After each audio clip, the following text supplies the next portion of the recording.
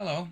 I want to thank you for clicking on my channel. I'm PI187, and someone in my comments mentioned for me to check out Manchester Town Hall. And I found this video called The Secret History of Manchester Town Hall. Seems kind of interesting. So I figured I'd check this one out. Alright, let's do this.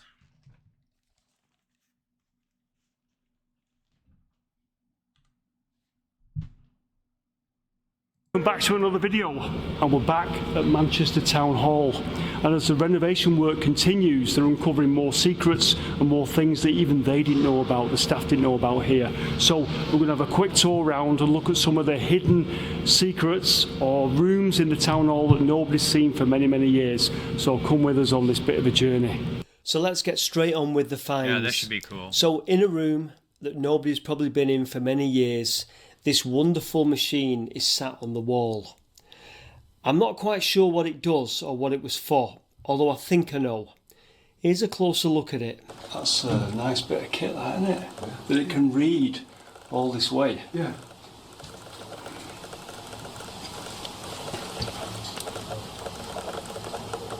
Wow.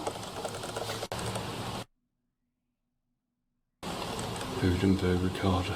So you may have noticed there the machine had written on it Godley and Audenshaw. Well, Godley and Audenshaw are reservoirs over in the east of Manchester. You can see them there on the map. And we think this machine fed back possibly the levels of water in the reservoirs back to the town hall. There were many departments located here in the town hall at the time, and obviously this was maybe part of the environmental agency where they read the information on this machine. Fantastic that it reads. It's a good few miles out to Godley and Audenshaw, and this pin sort of pressure mechanism must have been very sensitive. And as you see here, last inspected in 1979. Oh, wow.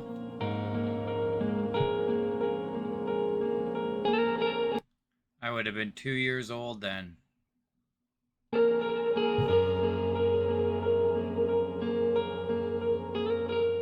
Okay, so remember the video I did a couple of years ago about Manchester's hydraulic power system, how Manchester Corporation ran a hydraulic power system, water under pressure under the streets that was driven out to various warehouses and buildings, and it performed various tasks, and people could employ the services of the corporation's water system to drive their machinery.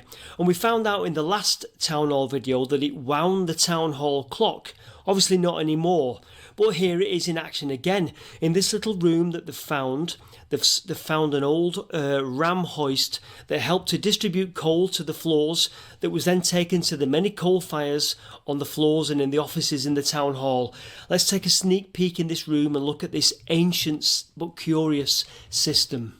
So if you can imagine this place back in the day, they used coal fires. Coal had to be distributed throughout the building to feed all those fires. Well, remember our video on the Manchester's hydraulic water power system? Well, here it is in action. So this is a remainder of that system, and this was, if you look down there in that pit, Wow. This was a lift that took coal and distributed it to the different floors around the town hall. So it operates on kind of like a hydraulic ram system. So the water pressure was measured there. I'll just zoom in there for you. That's the incoming pressure. You see that? I really didn't expect to see all this kind of stuff inside the town hall. I'll just get the light down there for you. Operated this ram, whole set of ladders there. You see more of the mechanism there. And this ram was a lift for the coal to be put into little scuttles, I don't doubt, and sent to the various floors of the town hall to be distributed to all the fireplaces. Okay, so here's a piece that I found about the hydraulic hoist in a beautiful book I've got about the town hall. It says this: two similar hoists for raising coals and other materials from the basement to the various floors are placed in central situations. These are all worked by the hydraulic pressure from the street mains, which averages £35 per square inch.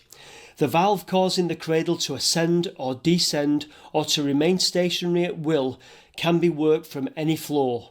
The hoists were designed and manufactured by Messrs. Edward T. Bellhouse and Company under the direction of the architect, and they seem to be ingenious in construction and efficient in operation. Now, the architect that is mentioned there is, of course, Alfred Waterhouse, who oversaw this project to the finest of detail.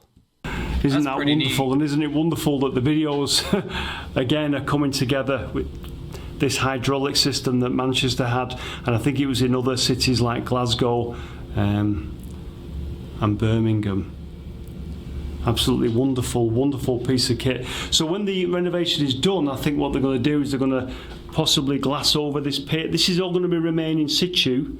Probably going to put a piece of glass over there, and you'll be able to come and look at that on the tours that they're going to do when the renovation is done. Absolutely wonderful piece of machinery.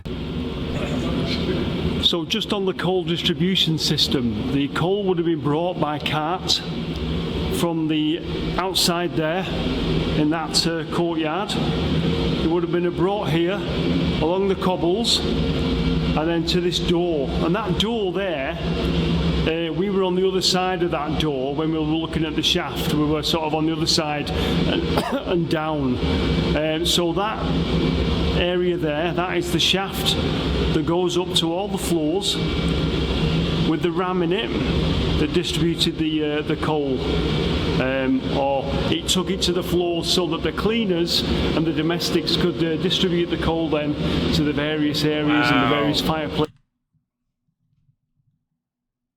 Those windows are really neat. What is this, like an alleyway in the center of the building kind of deal? It looks like it wraps right around.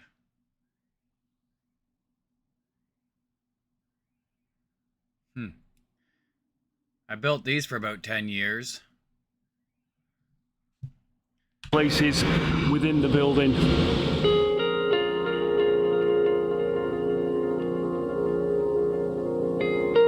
Oh wow, that looks amazing.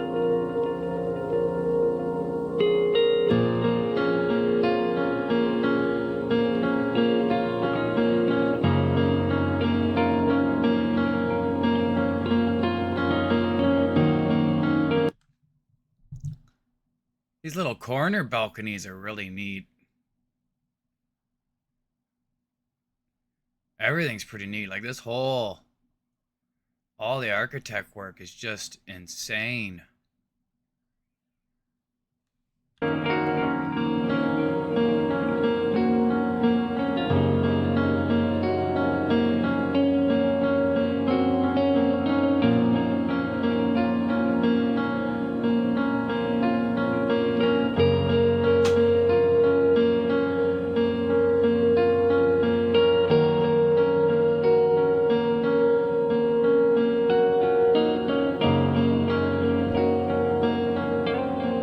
So in this storeroom, they've got the history of all the linos used in the town hall here. And what they've also done in certain places, they've took off wood off the walls to do investigative surveys to see what's behind the wood and how it should be maintained and restored. And it's stored down here in this room. You can see they've been very, very busy. So this little door is for the boiler mechanism. This goes up to some chimneys up on the roof, some rather ornate chimneys. Oh wow.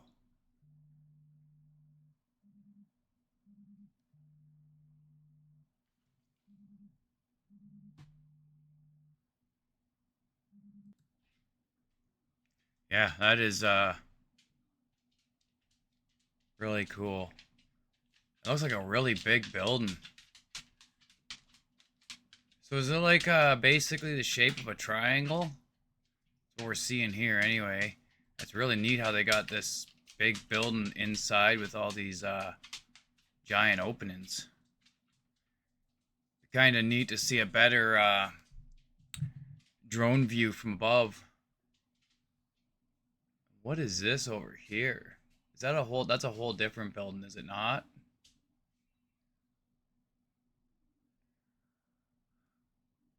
You don't see a lot of nature here by the looks of it. And this pipe here that I thought was for water or drainage is actually for gas. Obviously the building was built in the days of gas and coal, gas lighting, and that would have fed those lights there that are now electric, that at the time would have been gas. Incredible. And would have been... Go back again. This railing, holy.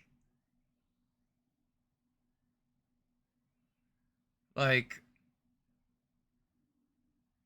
this is crazy, eh? You know what I'm saying? Like, the amount of detail they put into stuff is not just like a regular railing with some pickets going up and down, or like everything. They had to make everything look, you know, unique, beautiful, and we've just kind of lost that. Those lights there that are now electric, that at the time would have been gas. Incredible.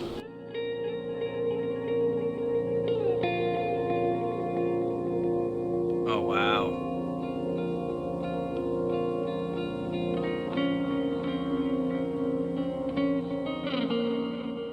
So you will notice here they've removed one of the wall panels. We're in the Great Hall, and these murals on the wall are by Ford Mannix Brown, but I'm going to show you them in another video.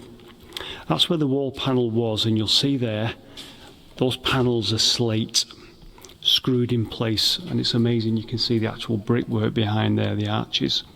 But this was part of an ingenious mechanism that Waterhouse designed to...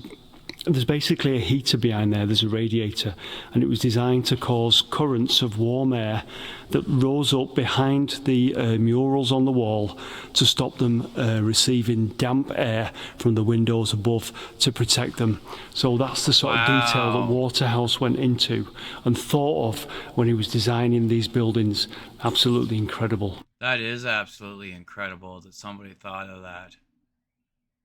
Because I would have assumed, if I was to guess, I would have thought that somebody covered over an old window there. That's what first thing that popped in my head. I would have never in a million years guessed that that was a heater to heat behind the picture to keep it dry so it stays better for longer. Genius. So this is the back of the organ, and you can see up there the duct in there, which obviously was to do with the air that drove the organ. Initially driven by the hydraulic system, later converted to electricity. But if you look up there in that loft space, and you can just about see, there is bellows that drive the organ.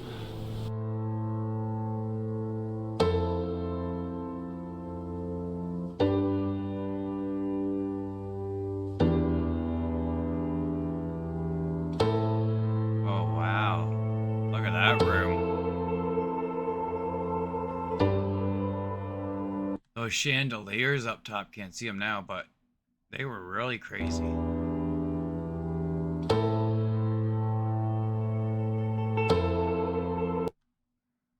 That must have been a lot of work to play these organs. Look at all the buttons on that thing.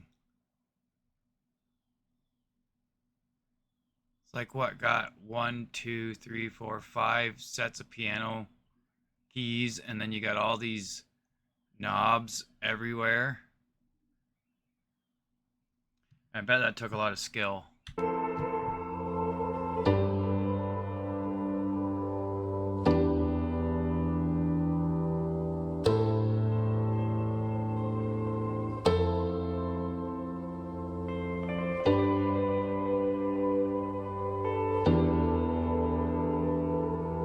Don't even know what any of those mean.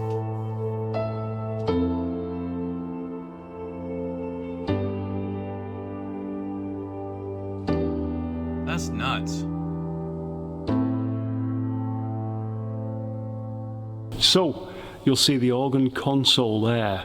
The organ, by the way, is a Cavil Cole. It's a very rare French design. But the organist had his own retiring room, which is just up there, where you see those 3 slits in the stone there. Yes, that is where the organist would sit and take a break in between ceremonies. We did go up there to try and take a look at that little room, but unfortunately, it's been sealed off because it's got asbestos in it, and there was no way we could get in. So never mind, we'll crack on and we'll take a look at some other hidden areas of the town hall. Going upstairs now to another one of the hidden areas. A lot of things had asbestos in it back in the day. Been visited for many, many years. A lot of the maintenance for the town hall was done in-house, and some of these drawers look like they housed plans and drawings of the various mechanisms in the town hall. Tools as well, there was drawers that were labelled for tools, and as you can see here's one of the plans. And there was all sorts of models as well that we come across. I'll just show you these models now. Models from various schemes across the years, you know, when they make a model of the proposed oh wow, that's pretty improvements, cool. As it says there. Well, these were stacked away in this upper area. Absolutely fascinating. Wow. Gotta love when you go search in these old places and find a bunch of like stuff that's just been stored away that, you know, meant nothing at the time, but, you know, 50 years down the road, it's like, oh my God, look at this history. I remember when I was a kid, I went into this old like warehouse. Not gonna say how I got in it or why I was in it, but anyhow, they were storing old stuff in it. And it had these really, really, really old, like in this one side room, everything was like trash was all thrown on it. It was all dirty and whatnot, but they had these McDonald's stained glass window or chandeliers with the arches in them and everything, all done in stained glass. And like, I was a kid at the time, and like, I'm sure nobody even cared about any of that stuff. That's why it was stuck there, because they were, you know, it'd been like, McDonald's had been upgraded and whatnot. But like, that type of, I sit there and think now that like stuff like that, like those chandeliers were probably destroyed. That building eventually got tore down, and I bet you it all got just demolished. And yeah, I don't even know what something like that'd be worth these days. But yeah, I really find antiques to be really neat, and to find really old stuff. When I tore down a chunk of my back of my house and my back wall, this house used to have wood stoves in it back in the day, and there was a hole in the wall that had been wallpapered over probably 25 times. Like, the wallpaper was as thick as plywood. But there was an old hole from the old kitchen stove, and they had jammed an entire Toronto Sun newspaper from, I'm not sure, it's probably like 60, 70 years old. It's talking about the Japanese War in it, so however long ago that was. Yeah, and the cover has horses on it, so, you know, there wasn't I don't believe there was cars at the time. But yeah, the whole entire newspaper was just jammed in there. I've got it now. It's all flattened out, mint condition. Well, not mint condition, but pretty good condition for being as old as it is. I also found a penny purse. And I wouldn't know what a penny purse is, but I had to look it up to find out what it was. It was a little chain mail purse, like so tiny. Completely made out of chainmail with a little clasp on top. Yeah, that was pretty cool. But yeah, I've always, even when I was a kid, I was into a lot of old antique stuff. I used to just try to collect it and hold on to it, and I thought it was really neat. So I could imagine finding this stuff would be pretty cool, and I imagine they're gonna put it in a museum or something. Or I imagine once they get this place renovated and make it a museum, they'll have this stuff all set up for people to look at. There were the old toilets that were blocked up. These things here? Yeah. Right. Parking spaces there. 1951.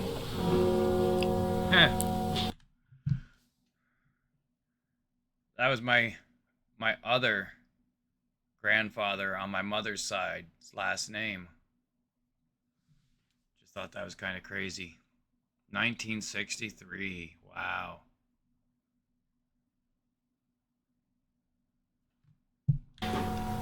(1963). Oh, tractor crawler. Oh, it's a tiny little book too. That's great, that, isn't it? It's almost like Holy, look at how small that writing is. an advertisement book, isn't it, almost? Yeah. It is, isn't it? There's an excavator right for your job. ACB. They're still That around old today too. steamroller. Oops. I must be getting old because I remember the company Dew doing building projects around when I was a kid.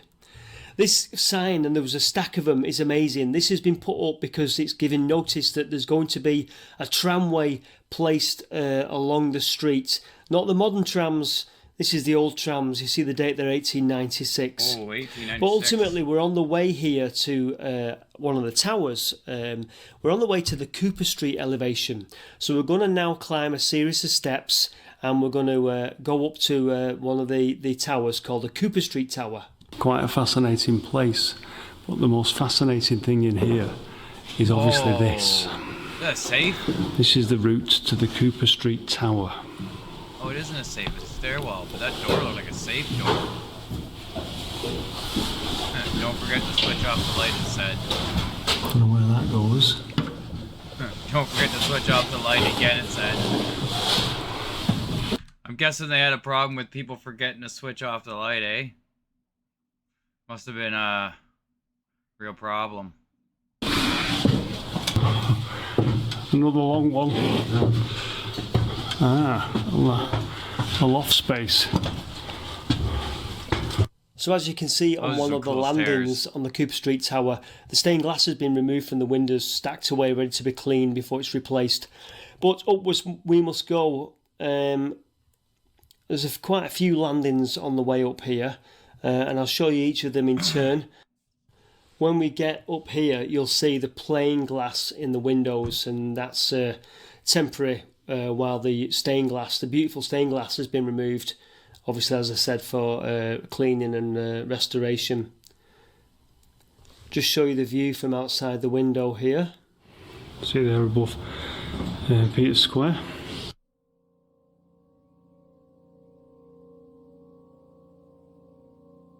Oh wow, he's up there.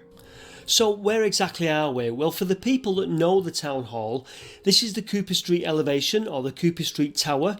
You'll see the square section is what we're currently in, looking out the windows, and we're going to stand under that spire bit there.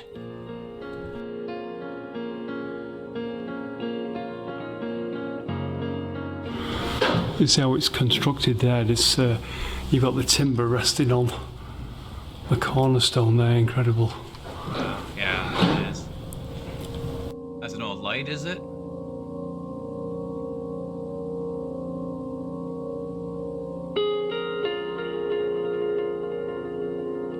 Wow.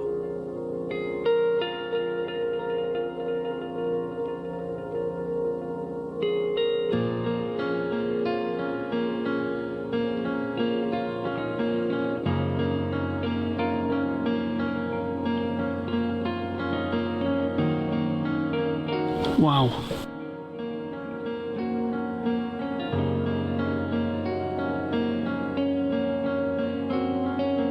Yeah, look at that. The timbers were extremely impressive to look at, absolutely They were huge. fantastic. And the way it was constructed and designed.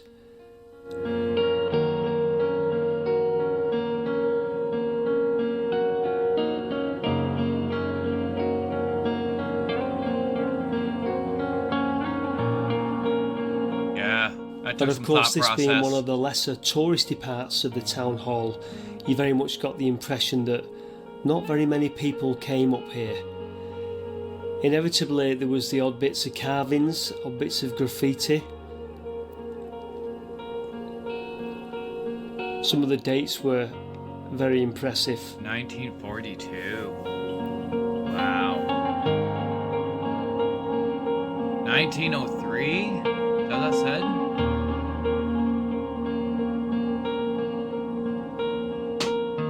these events. They've been perspex over since to stop pigeons getting in, but what an incredible space.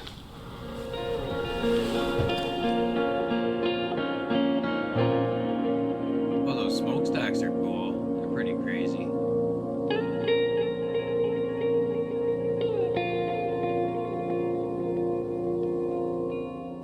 Ah, the clock face, there it is again. And so onwards for the last part of this journey around the town hall, we must go back to the clock face. This was quite a terrifying encounter, so let's go back to our little door on that corridor and climb those steps again and look at the clock face, this time from a different angle. Oh, this is gonna be cool. We're gonna go inside. So remember the clock tower, when we did the clock tower video? Well, there was one little bit that we missed that I'm going to show you now that I think is going to spook me. So we're back on the corridor. We're going to go in through the little door. Let's go this way. Cheers.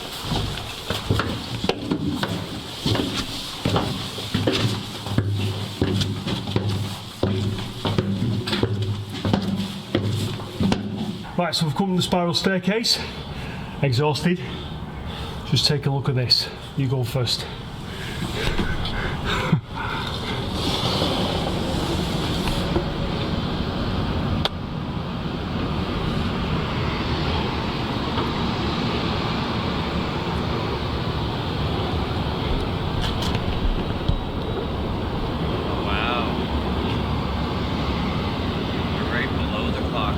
The clock face. The clock face, I guess.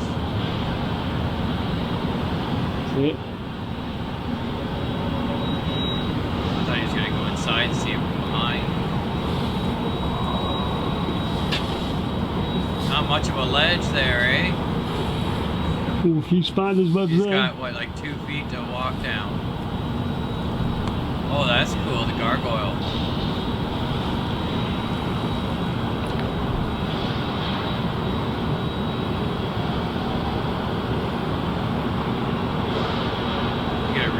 Oh, there's another gargoyle.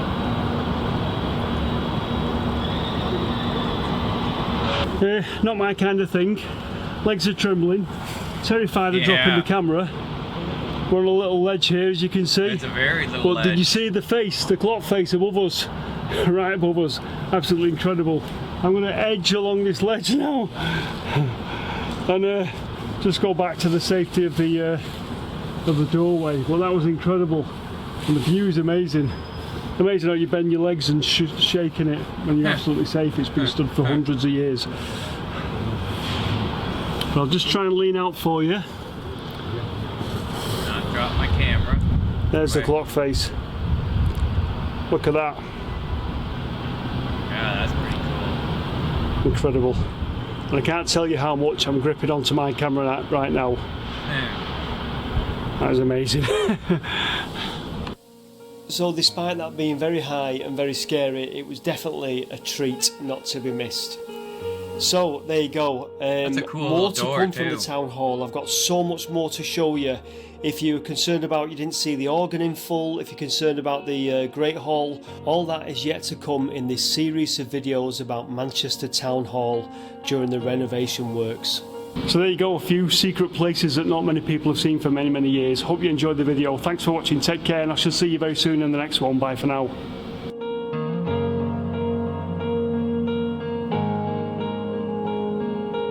Well, that was pretty cool. That building definitely has some history behind it. I guess I'd have to watch a bunch more of his videos to get to see the whole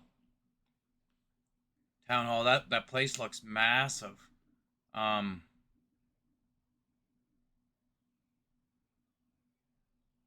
That's just one big town hall. And yeah, I was kind of shocked to see some of the stuff I saw in there, like the boiler thing for the thing for lifting up the coal. That was pretty crazy. I'm shocked it's still inside there and whatnot. And I guess you just don't think about the fact that people used to use coal to heat everything, and they had to have a way to get it about. So, yeah. That whole, and just the detail of everything in there is just amazing. Like, I'm sure the rest of the building is just as remarkably impressive. But anyhow, this video was done by Martin Zero. So if you want to give him a like, subscribe, check out his videos, I'll leave a link down below. And if you want to leave a like, comment, or subscribe to me, that'd be awesome too. And have yourselves a great day, and I hope you check out one of my other videos. All right, bye for now.